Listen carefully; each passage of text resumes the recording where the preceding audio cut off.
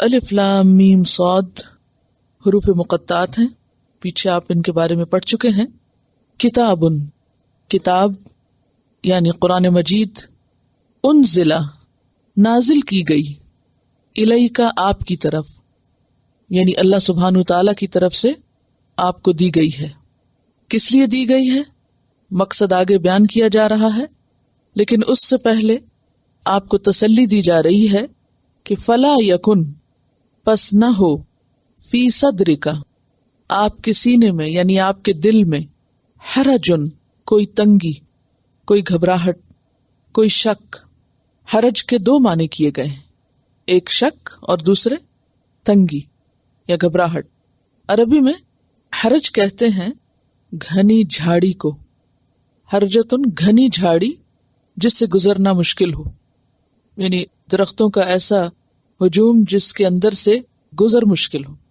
تو جب انسان کا دل تنگ ہوتا ہے یا گھٹتا ہے یا گھبراہٹ کی کیفیت ہوتی ہے تو اس وقت بھی انسان کا حال یہ ہوتا ہے کہ کوئی بات اس کو سمجھ میں نہیں آتی یا اس کے دل کے اندر نہیں جاتی یا دل سے باہر نہیں آتی، یعنی اس کا بیان کرنا مشکل ہوتا ہے.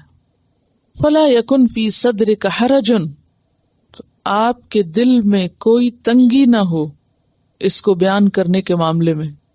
اس تنگی کی وجہ کیا تھی جس کو دور کیا جا رہا ہے یا جس کو ہٹایا جا رہا ہے؟ جیسے کہ آپ جانتے ہیں کہ نبی صلی اللہ علیہ وسلم پر قرآن پاک کا جو بھی حصہ نازل ہوتا آپ اس کو فوراً لکھواتے اور اس کے بعد لوگوں کو جا کے سناتے. اور سننے والوں میں صرف مسلمان نہیں ہوتے تھے، ہر طرح کے لوگ ہوتے تھے. یا جو آپ کی زبان سے کلام نکلتا تھا وہ سب لوگوں تک پہنچتا تھا.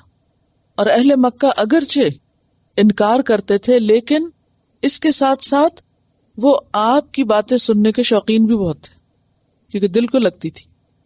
اگرچہ اپنی انا اور ضد کی وجہ سے مانتے نہیں تھے لیکن سنتے ضرور تھے. اور جب سنتے اور دلیل قبول نہ کرتے تو پھر ہٹ دھرمی پہ اتر آتے، کبھی مذاق اڑاتے، انکار کرتے، اعتراض کرتے، تنقید کرتے، کبھی معجزوں کا مطالبہ کرتے. تو کفار کا جو ری ایکشن ہوتا تھا وہ آپ پر بہت گراں گزرتا تھا. تھوڑی دیر کے لیے اپنے آپ کو ایسی سچویشن میں رکھیے کہ آپ کسی کی خیرخواہی کے لیے اسے بالکل سچی بات بتا رہے ہوں اور بہترین بات بتا رہے ہوں، اور وہ جواب میں آپ ہی کے خلاف ہو اور آپ پر اعتراض کرے، تو اس وقت آپ کی کیفیت کیا ہوگی کہ میں اس کا بھلا چاہ رہا ہوں اور اس کا جواب کچھ اور ہے. تو یہ ایک بالکل نیچرل سی کیفیت تھی، بالکل یعنی نارمل سی بات تھی. اللہ تعالیٰ چونکہ یہ کیفیت دیکھ رہے تھے، اللہ تعالیٰ نے آپ کی تسلی کروائی کہ آپ بالکل نہیں گھبرائیں. آپ کو انکریج کیا جا رہا ہے بالکل نہیں گھبرائیں، اور آپ اس سچ کا اعلان کر دیں، آپ بتائیں. کیوں؟ اس لیے کہ لوگوں کو خبردار کرنا مقصود ہے.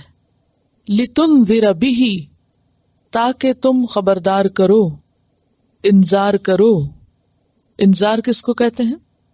انذار بنیادی طور پر اطلاع دینا ہے، لیکن ایسی اطلاع جس میں ڈراوا بھی ہو اور وہ ڈراوا شفقت پر مبنی ہو. لِتُنذِرَ بِهِ، تاکہ تم اس کے ذریعے خبردار کرو، جیسا کہ سورۃ مریم میں بھی آتا ہے آیت 97، وَتُنذِرَ بِهِ قَوْمًا لُدًّا، اور تم ڈراؤ اس کے ساتھ جھگڑالو قوم کو. سورۃ یاسین میں بھی آتا ہے لِتُنذِرَ قَوْمًا مَا أُنذِرَ آبَاؤُهُمْ فَهُمْ غَافِلُونَ، تاکہ تم خبردار کرو ایسی قوم کو جس کے آباء و اجداد خبردار نہ کیے گئے تو وہ غفلت میں پڑے ہوئے ہیں. یعنی ان غافل لوگوں کو جگاؤ، آخرت کے انجام سے خبردار کرو. وَذِكْرَى، اور نصیحت، یاد دہانی، للمؤمنین، مومنوں کے لیے. ایک ہوتا ہے ذکر، ذکر کا معنی ہوتا ہے یاد کرانا، اور ذکرہ کا معنی ہوتا ہے بہت زیادہ اور بار بار یاد کرانا. وَذِكْرَى لِلْمُؤْمِنِينَ، اور مومنوں کے لیے یاد دہانی ہو. ڈراوا یا انذار کافروں کے لیے اور ذکرہ مومنوں کے لیے، جیسا کہ سورۃ الذاریات آیت 55 میں آتا ہے وَذَكِّرْ فَإِنَّ الذِّكْرَى تَنفَعُ الْمُؤْمِنِينَ، اور نصیحت کیجئے، یاد دہانی کرائیے، کیونکہ ذکرہ یعنی یاد دہانی کرانا مومنوں کو فائدہ دیتا ہے. مومنوں کے لیے فائدہ مند ہے۔ سورۃ قاف آیت 45 میں بھی فرمایا فَذَكِّرْ بِالْقُرْآنِ مَن يَخَافُ وَعِيدٍ، پس یاد دہانی کرائیے اس قرآن کے ساتھ جو بھی میری وعید سے ڈرتا ہو۔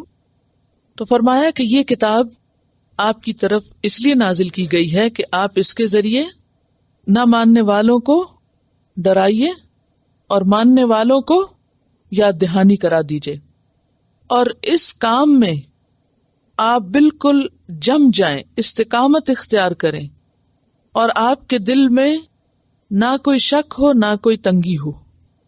اگر اس کا معنی شک کیا جائے تو ہم پیچھے پڑ چکے ہیں سورۃ البقرہ آیت 147 میں بھی کہ الحق من ربک فلا تکونن من الممترین، کہ حق تیرے رب کی طرف سے ہے، آپ شک کرنے والوں میں سے نہ ہو۔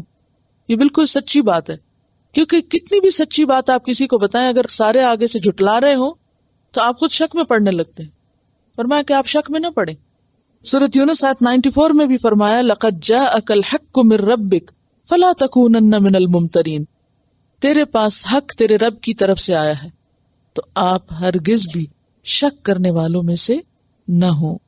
اور اگر اس کا معنی تنگی لیا جائے تو قرآن پاک کی اور بھی بہت سی آیات اس پر دلیل ہیں، مثلا سورۃ ہود کی آیت نمبر 12 فَلَعَلَّكَ تَارِكٌ بَعْدَ مَا يُوحَى إِلَيْكَ وَضَائِقٌ بِهِ صَدْرُكَ، شاید کہ آپ بعض اس وحی کا حصہ چھوڑ دیں یا چھوڑنے والے ہوں جو آپ کی طرف وحی کیا جا رہا ہے، اور اس کے ساتھ آپ کا دل تنگ ہو، یعنی اس تنگی کی وجہ سے کوئی بات بتانے سے رہ نہ جائے۔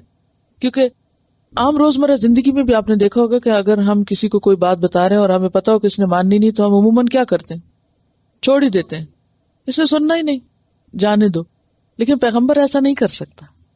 ہم تو مخالفت کے ڈر سے بہت سی باتیں چھپا جاتے ہیں، بتاتے نہیں، لیکن نبی صلی اللہ علیہ وسلم کو تو ہر چیز بتانی تھی، کیونکہ آپ کے بعد پھر کون بتاتا؟